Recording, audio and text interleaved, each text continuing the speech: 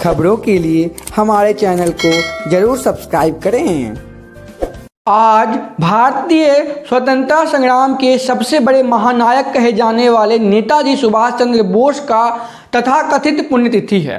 तथाकथित शब्द का प्रयोग हम इसलिए करते हैं क्योंकि उनके मृत्यु पर काफ़ी विवाद है। उनके परिवार वालों ने भी मृत्यु के तारीख पर कई बार आपत्ति जताई है।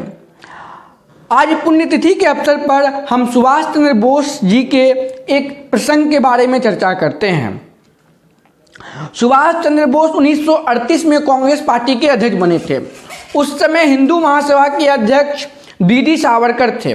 वी.डी. सावरकर 1937 से 1943 तक हिंदू महासभा के अध्यक्ष बने रहे।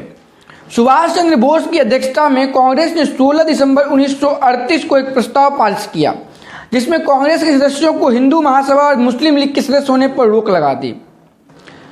इसके बाद सुभाष चंद्र बोस ने अपने संपादकीय में लिखा, बहुत समय से कांग्रेस के नेता और कार्यकर्ता हिंदू महासभा और मुस्लिम लीग जैसे सांप्रदायिक दलों के सदस्य हो सकते थे, लेकिन वर्तमान समय में ये दोनों दल और अधिक सांप्रदायिक हो गए हैं।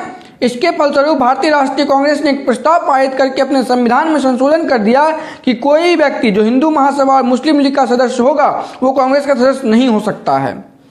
यह सुभाष चंद्र बोस का हिंदू महासभा के प्रति दृष्टिकोण था, यह उनका मुस्लिम लीग के प्रति दृष्टिकोण था। वो दोनों दलों को अति सांप्रदायिक मानते हुए उसका विरोध करते थे।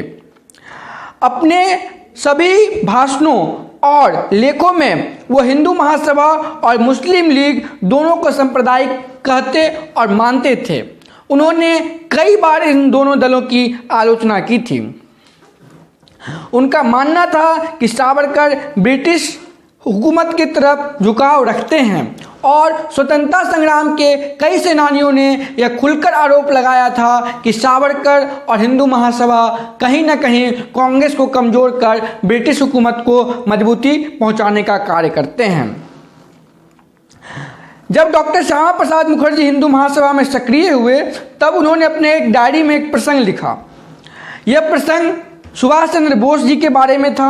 सुभाष चंद्र बोस के बारे में लिखते हुए उन्होंने सुभाष चंद्र बोस की आलोचना भी की। मुखर्जी कलकत्ता विश्वविद्यालय के कुलपति भी रह चुके थे, पर सुभाष चंद्र बोस का उनके सांप्रदायिक मुद्दों पर बहुत टकराव था। अपनी डायरी में डॉक्टर मुखर्जी लिखते हैं, एक बार बोस उनसे मिले थे और कहा था कि यदि आप हिंदू महासभा को एक राजनीतिक दल के रूप में गठित करते हैं तो मैं देखूंगा कैसे गठित करते हैं। यदि आवश्यकता पड़ी तो बल प्रयोग से भी, यदि यह सच में गठित होती है तो मैं इसे तोड़ूंगा।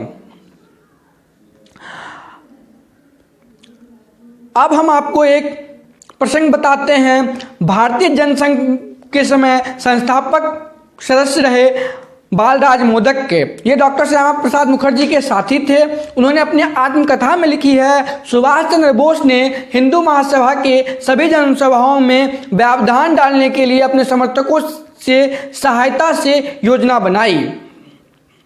उन्होंने कहा कि उनके समर्थक हिंदू महासभा की सभाएं नहीं होने देंगे और जरूरत पड़ी तो सभा करने वालों को पीटेंगे भी। डॉक्टर मुखर्जी इसे सहन नहीं कर पाए और उन्होंने एक सभा का आयोजन किया जिसमें उन्होंने भाषण देना था। जैसे ही डॉक्टर मुखर्जी सभा भाषण देने के लिए खड़े हुए तभी एक पत्थर उन्हें भीड़ में आकर लगा और उनके माथे से खून बहने लगा। तो आप सोच सकते हैं कि सुभाष चंद्र बोस हिंदू महासभा और मुस्लिम लीग जैसे सांप्रदायिक ताकतों के खिलाफ किस तरह अपना इनकलाब बुलंद करते थे। आज यही ताकतें कहीं न कहीं गलत इतिहासों को बताकर समाज में महापुरुषों के बारे में गलत तथ्य पेश करती है।